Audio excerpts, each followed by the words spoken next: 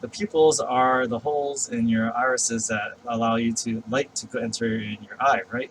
But what happens, or if you look at your eyes, that black dot, that's your pupil. So dilation, that's a very useful term, especially next semester. So dilation is like, again, if you have something that's a circular object, dilation is going to increase the size, or actually dilation just means increasing in size, period. Constriction is when you shrink. So dilation, what's going to happen when you have sympathetic activity? It's going to open up your pupils. And when you open up your pupils, you're allowing more light in. So this is what you'll see. Your pupils will dilate and increase in diameter. So you can think dilate, diameter, increase in diameter. Now what happens is that when you get that, you get increased light coming into your eye, but your range of field, your vision field starts to narrow, and you start to get tunnel vision. And this is another cool thing. Like, say you're afraid of the dark, or a lot of people, this is common fear and phobia, being afraid of the dark. And what happens is, what are you most likely to activate? Sympathetic or parasympathetic activity if you have a phobia of the dark. Well, that's probably going to make you, or pretend like all back in caveman days where you have like someone entering a cave and you don't know whether there's some bear or animal there ready to attack you. So you want to kind of be like, oh, I'm going to be kind of like up and amped and ready in case there is a threat. So also in the dark place that you're scared of, you want more light coming in because there's not much light there to begin with. So it kind of makes sense that your pupils would dilate with sympathetic activity. Again, you're getting more light, but you're getting a decreased field of vision. And this is why, again, if you suffer from anxieties or general anxiety disorders, this is why it's good to have tools and go to places like the CDSC with our campus so that you can get a hold of it. Because what happens if you go super sympathetic and get tunnel vision during tests? And then you'll be like, oh, are you seeing the entire question? Are you reading the entire question? Maybe your focus is very limited because your pupils are super dilated. Now, hopefully you won't be this bad, but does it make sense to, if you want the full range of vision, to be sympathetic or parasympathetic? Well, you want, if what happens with parasympathetic, your pupils are dually innervated, so what happens with parasympathetic activity is that you're going to have constriction. So this allows less light in, but as we will talk about with the vision and special senses of vision, you start to focus the light better if you start to constrict. And what happens is that with parasympathetic, instead of having tunnel vision, now you broaden your range of vision, so now you adapt for close vision and reading. So this would be helpful during a test or something you just need to read.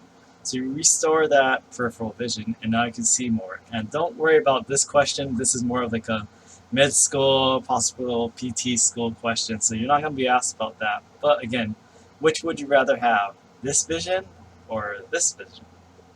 Right. Okay. All right, lacrimal glands. We'll also cover this when we talk about vision in the eye next lecture. But lacrimal glands are, so these are your tear glands. And what happens with sympathetic activity? Well, there's conflicting information, therefore I won't test you on that. So don't worry about that. And Martini, the old textbook says there's no sympathetic fibers going to, or no activity with the lacrimal glands. But there's another study that says that they found fibers, but when you stimulate them with electricity, they don't really affect tear production.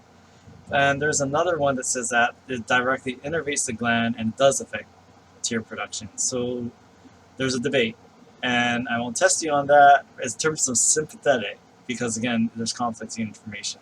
I'm pretty sure there are sympathetic fibers based on, the majority says that there are sympathetic fibers, but whether they actually do something to the lacrimal gland and tear production, that's debatable. But what you should know is that you don't worry about the sympathetic for lacrimal glands, but for parasympathetic, you need to know.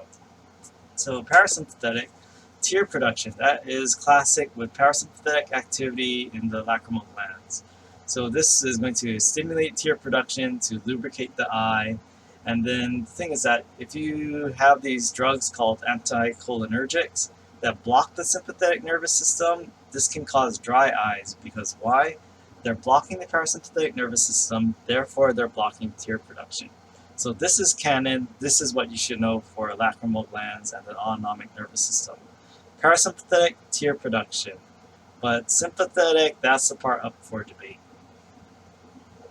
Alright, so quick poll, or say everything's best case scenario, things are back in person next semester, and you have to do a presentation in front of the class. Do you have a fear of that? Would you be kind of like nervous about it, or are you like, totally easy cake? Let's end the poll. So it says 73% of you have a phobia of public speaking. And that's kind of cool, that percentage, because I actually, according to the National Institutes of Mental Health, like public speaking, about 73 to 75% of people have a fear or phobia of public speaking. It's called glossophobia. So it's a very common fear, and this is a percentage of Americans who fear public speaking. Now, they have American Fear survey, but now it's all about politics. So this is a cool thing. Like a lot of this is a very common fear. Now, if you have a fear of public speaking, what typically happens to your mouth? And I mean, you feel your heart race. You feel you start to breathe a little harder, and you're saying, "Oh, this is definitely sympathetic activity." So how this goes hand in hand with the salivary glands that produce your saliva. So what happens to your mouth if you have a fear of public speaking? Well, if you have a fear of public speaking, you probably have that dry, sticky mouth. You're like, it feels like I have cotton in my mouth, because it's like, well, the thing about sympathetic activity is that it puts the brakes. It turns off the faucet that produces saliva. So if you have less moisture, it's going to get stickier and sometimes a little frothier. I've heard that as well. And this term is the medical term is xerostomia, and zero is a useful, or not zero with an X, so that's actually a really useful prefix meaning dry. Stomia referring to the opening or your mouth, right? So this is why you get that kind of sticky, dry feeling in your mouth if you have a fear of public speaking.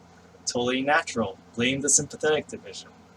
Now, parasympathetic, luckily your salivary glands are dually innervated, so if you're parasympathetic, and remember, parasympathetic, rest and digest, right? So when you want to digest something, do you want to increase your saliva or decrease your saliva?